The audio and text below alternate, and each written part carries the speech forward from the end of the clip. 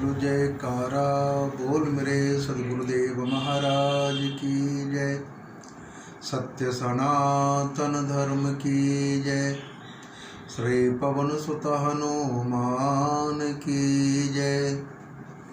ओम शांतं शाश्वत परमेयमनधं निर्वाण शांति प्रदम रामाख्यं जगदीश्वरं सुरगुरुं माया मनुष्यं हरिं सच्चिदानन्दरूपाय विश्वोत्पत्त्यादिहेतवे तापत्रय विनाशाय श्री कृष्णाय वयं नमः। आज का प्रसंग परम सुधामृत से है। परम पूज्य गुरुदेव महाराज श्रीमुख से उपदेश करते हैं, सदा सत्य बोलना चाहिए। सारे धर्म ग्रंथ, सत्पुरुष और शास्त्र, संत महापुरुष यही कहते हैं, सत्य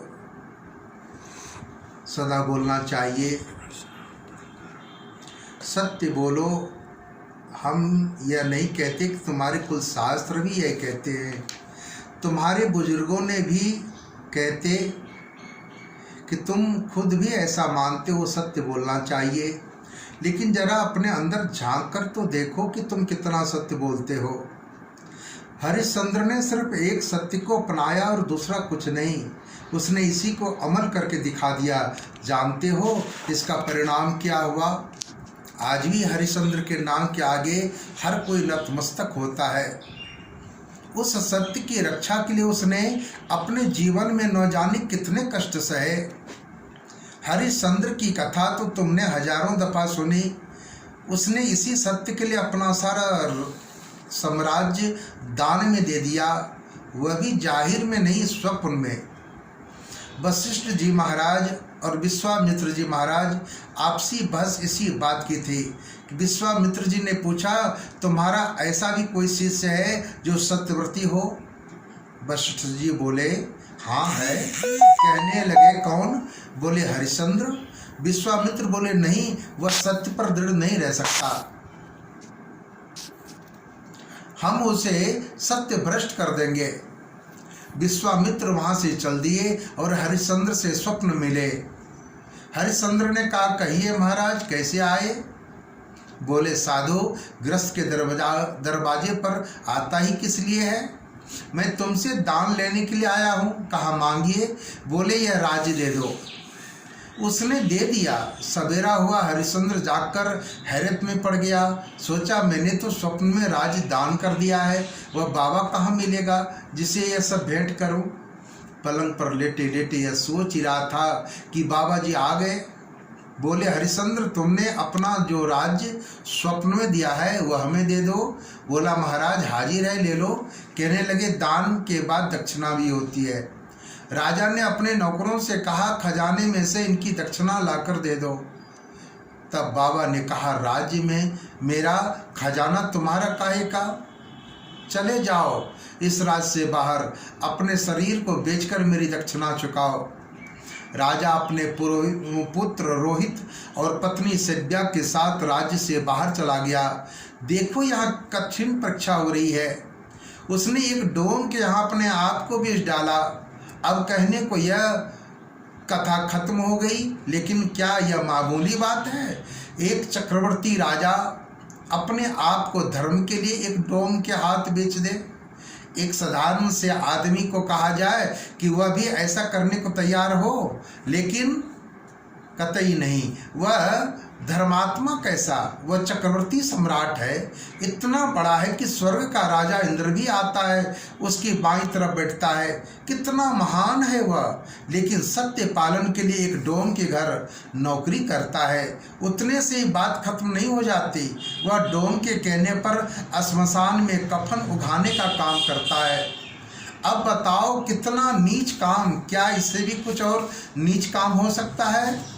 उसके बावजूद वह महात्मा पुनः आते हैं और कहते हैं, हमारी बाकी दक्षिणा लाओ। तब वह अपनी स्त्री को एक ब्राह्मण के हाथ बेच देता है। ब्राह्मण उसकी पत्नी को बड़ी क्रूरता पूर्वक ले जाता है। लड़का रोहिताश भी अपनी माँ के साथ जाता है। विश्वामित्र स्वयं उस ब्राह्मण के रूप में है। वह ब्राह्मण सवेरे से शाम तक सेव्या से खूब मेहनत करवा लेता ताकि ऊब कर वह चली जाए, लेकिन वह छत्रानी थी। हरिश्चंद्र की औरत भला अपनी निष्ठा से कब डिगने वाली थी। वह चुपचाप कष्ट सहती रही, अपने कर्तव्य पर डटी रही। ब्राह्मण सोचने लगा, यह जाति तो है नहीं, अब हम क्या करें। तब वही सर्प का रूप धारण करके बाग में जाता है। बच्चा रोहितास वहाँ फूल तोड़ने गया है, सांप उसे काट लेता है। वहाँ से कोई आदमी उसकी माँ के पास खबर भेजता है कि तुम्हारे लड़के को सांप ने काट लिया है, और वह मर गया। इकलौते बेटे को सर्प ने काट लिया। यह सुनकर बेचारी माँ के दिल का पर कैसा गुजरा होगा, सोचो कैसा दिल होगा उस माँ का, जरा सोचो तो। ऐसी विषम परिस्थिति में भी वह ब्राह्मण उसे छुट्टी नहीं देता अपने लड़के से मिलने के लिए। कहता है, मर गया तो मर जाने दो, हमको क्या, हमारा काम पूरा कर दो। अंदर ही अंदर घुटती हुई वह बेचारी पहले काम पूरा करती हैं, बाद में जाती है और लड़के के पास। महारानी होने पर भी आज उसके पास कोई साधन नहीं, कोई धन नहीं जिससे वह अपने प्यारे लड़के का अंतिम संस्कार कर पाए। किसी तरह वह लड़के को घर लाती है, अपनी साड़ी का टुकड़ा फाड़कर उसका कफन बनाती है और बच्चे को उसी में लपेट कर आधी रात को श्मशान ले जाती है। देखो कुदरत का खेल, वह कैसी विकट परीक्षा हो लेती है। सेव्या श्मशान में वहीं पहुंचती और जहां पर उसका पति कफन उगाने का काम करता है। मुर्दे को देखकर अपना टैक्स मांगता है। स्त्री रोती हुई कहती है, मेरे पास पैसे नहीं हैं, मैं निर्धन हूँ, गुलाम हूँ, अपनी साड़ी फाड़कर कफन बनाकर लाई हूँ, मैं कहाँ से कर चुकाऊँगी। कहा, मैं नहीं मानता, मैं तो जिसकी ड्यूटी करता हूँ उसके प्रति अपना फर्ज अदा करूँगा। देखो अपने कर्तव्यों में कितना दृढ़ है। एक हम हैं जो कि मालिक की निगाह बची तो माल दस्त कर गए। हरिश्चंद्र कहता है, मैं कर नहीं छोड़ सकता, मैं तो मालिक का नौकर हूँ। कुदरत में यह शंका पैदा होती है कि रात के अंधेरे में शायद हरिश्चंद्र अपनी औरत को पहचानता नहीं हो। इसी से अभी तक पता नहीं कि उसका लड़का मरा पड़ा है। अगर यह जान जाए तो इसका ज्ञान काफुर हो जाएगा, कर्तव्य निष्ठा शायद ढीली पड़ जाए।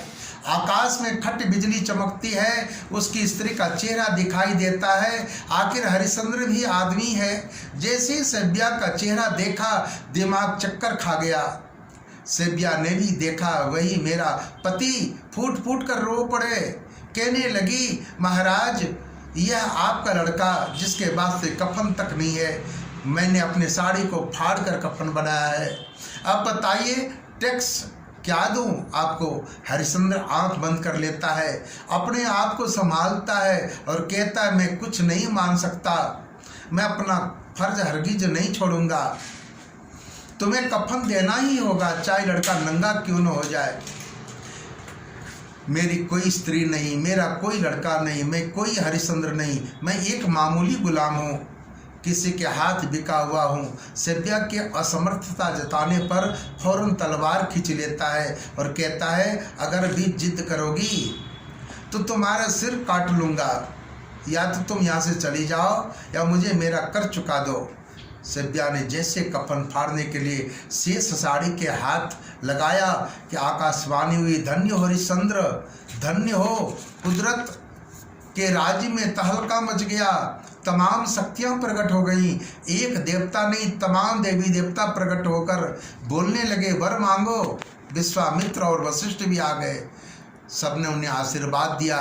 अब तुम सोचो, हरिश्चंद्र ने धर्म की सिर्फ एक बात पर अमल किया, बहुत बातों पर नहीं।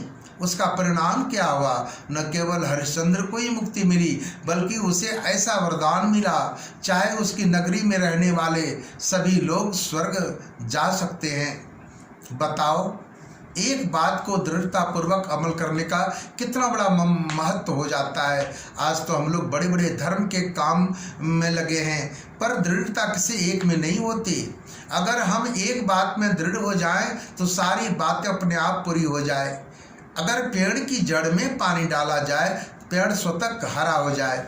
पत्ती पत्ती टहनी टहनी में जल अपने आप चला जाएगा, लेकिन लोग जड़ को अनदेखा करके उनकी टहनियों में शाखाओं में जल डालते हैं। इसी रीति से पेड़ को हरा करने में लगे हैं, किंतु पेड़ ऐसे हरा नहीं होता। तुम किसी एक रास्ते से चलो, रास्ते सभी ठीक है, हम किसी रास्ते की खिलाफत नहीं करते, क्योंकि हम ऐसा मानते हैं कि ईश्वर एक है, 10 20 40 50 नहीं। अगर मुसलमानों का भगवान अलग होता, ईसाइयों का अलग होता, तो ये भगवान आपस में हमारे जैसे लड़ते रहते, लेकिन वे तो कभी लड़े नहीं। लड़ते तो हम लोग हैं, मेरा राम बड़ा, मेरा खुदा बड़ा, मेरा गॉड बड़ा। वो भगवान आखिर है कैसा? शास्त्र महात्माओं ने उसके 2 स्वरूप बताए, एक निर्गुण, दूसरा सगुण। बोलो जयकारा बोल मेरे सदगुरुदेव भगवान की जय, साचे दरबार की जय।